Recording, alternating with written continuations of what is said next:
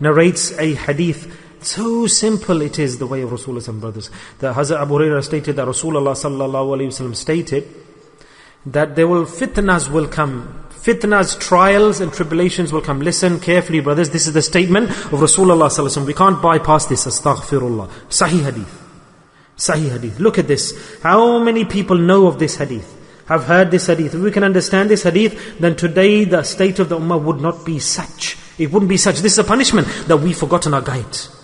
We've betrayed our guide. We've forgotten our guide. He, sallallahu alaihi wasallam, who came, the doctor supreme to save us. We said, it's okay, leave him, bypass him, khair. Let's go somewhere else, do something else. So those who don't understand, if their aql doesn't understand, they're still living. But we accept this. We accept this, that how great a statement Rasulullah sallallahu alaihi wasallam is making. The an qareeb, close, very soon, such fitnas will come. Tribulations, problems, issues, trials, challenges. Such fitnas will come that the person who's sitting will be better than the man who's walking. And the person who's walking will be better than the man who's jogging, who's running. These are the fitnas that will come. And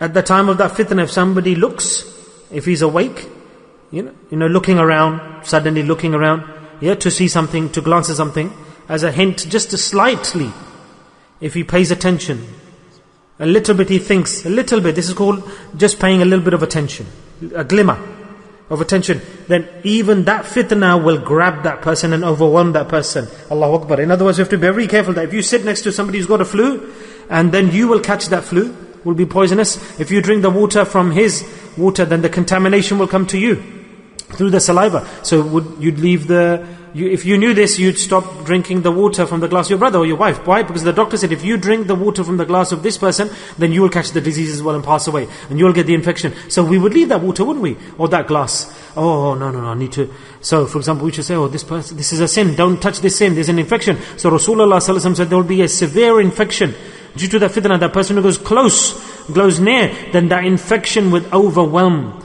that person. It will smother that person. It will drag that person towards it, that fitna. And then we won't be able to come out of it. Me and you. He pulled us together, gathered us together. He explained to us first about fitna. That fitna, there will be fitna. You think that the problems of the world we have today every day are fitna? This is not fitna. Allah's Nabi sallallahu alaihi wasallam said that the real fitna is the fire of Jahannam. I came to save you from the fire of hell. About which Rasulullah spoke that this is fitna. The fitnas that lead, the actions that lead to Jahannam. Who will go to Jahannam? Who wants to go to Jahannam? He wanted to save us from Jahannam, sallallahu alaihi wasallam. So what is fitna? Not this fitna of the world where we have problems and issues. Fitna is when a person loses iman, loses belief. He thinks he's a person of iman, but he doesn't have iman. People call him Haji Sahib. Haji, they give him titles. They give him higher rank status in the world. They say he's got ilm, he's got knowledge. He's a Hazrat, he's a Sheikh, he's a Sufi, but he has lost Iman. This is fitna. To lose Iman, this is the biggest fitna. This is the biggest fitna.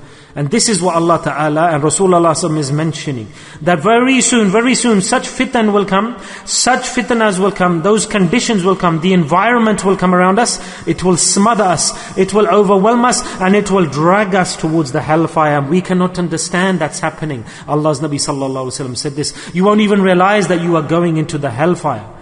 Husnul khatama. We will be devoid of the iman at death.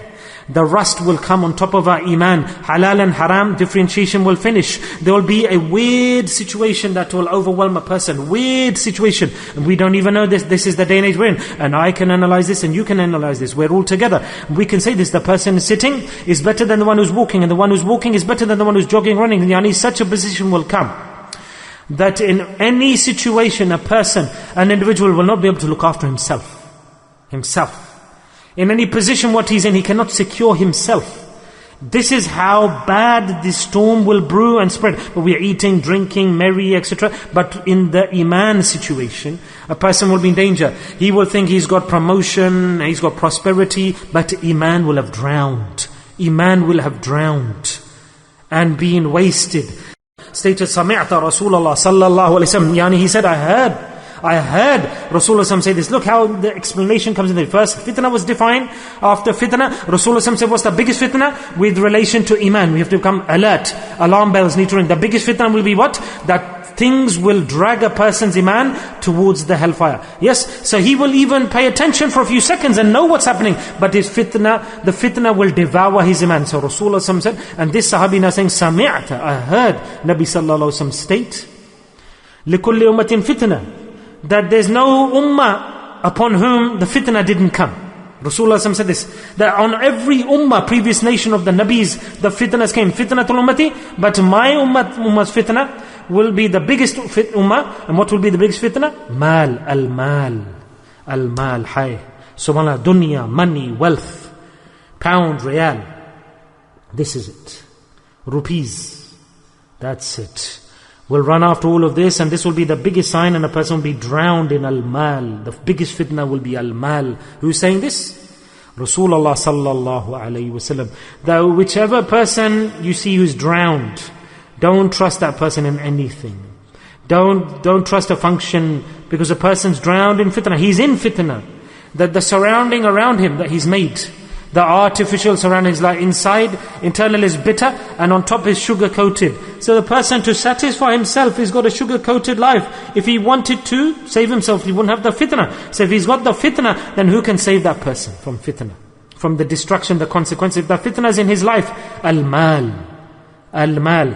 And why has Rasulullah sallallahu alaihi wasallam defined this as the biggest fitna, al-mal, wealth? Because due to mal, wealth, which is the biggest fitna which will come, because it will be the differentiation between halal and haram. Because the foundation of our deen is a rizq halal, that the morsels we eat go into our body and convert it into ibadah, worship.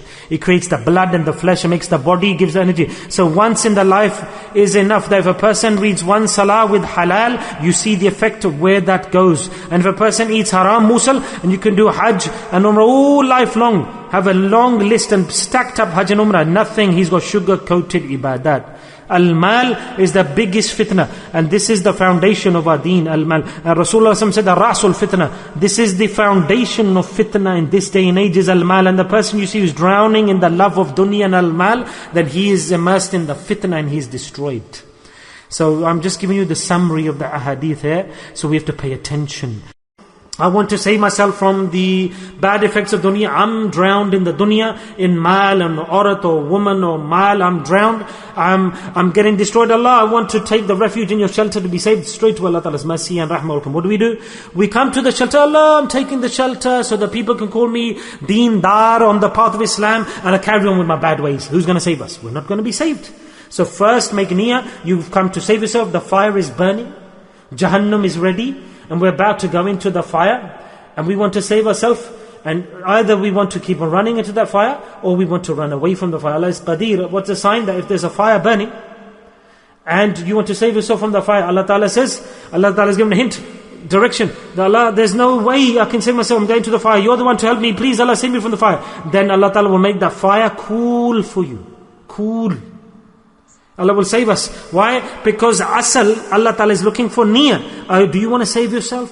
Do you want to save yourself from the punishments? Do you want to become good and a good human being? So a person who wants to save himself and become a good human being, then he should take the shelter that will save him from the fitna. And this shelter will continue till Qiyamah. That can save us all from the fitnas of al-mal and the world. And Allah's Nabi says, what is the shelter? Is the Ahlul Dhikr, the Ahlullah, the people of dhikr, the people of Allah, the company of the wali of Allah, the majlis, the gathering of the wali Allah, and the dhikr of the wali Allah. This is such a great shelter, a strong shelter. In the hadith, Rasulullah stated that you should keep running to seek refuge. All the fitnas are running after you, behind you, the sins, and all of the destructions run after you. You want to save yourself, I told you, didn't I? You make a niyyah, Allah want to be saved, Allah take me out of this, I've drowned, how do I get out? There's fitna. And he admits there's a fitna. And we don't make this niyyah, oh, where's this? What difference does it make? What will happen? What's happened? It's okay. Who said I have to do this? Oh, I'm forced to do this. We say this, don't we? But if you accept the fitnas that are around you, around us, Allah, I'm doing bad, I'm not a good human being, Allah, Rasulullah's blessed statements have been mentioned, and I accept them as fitna. What he said, I want to leave them, I want to end these bad actions. So when that person runs away from the fitna, and he runs to the shelter, then Allah's Nabi said, let me tell you a fort, a castle, that when you go into that castle and fort, no fitna will be able to catch up with you, and that is dhikr Allah. human beings, world, countries, everywhere we should go, spread goodness, Islam. We should spread around the world, in the countries of the world, with peace and aman and a message of sukoon and sakina and satisfaction and Quran. The world is for humanity, social intercourse and love and interaction and a message of love and brotherhood, and to get away with all the bad concepts and misconceptions about Islam. So Allah Ta'ala has given us direction, go everywhere, so we can share with people the basis of life and the reason of life and the objective of life, so we can demonstrate Asal Islam and be good Muslims, and nobody will hate us then.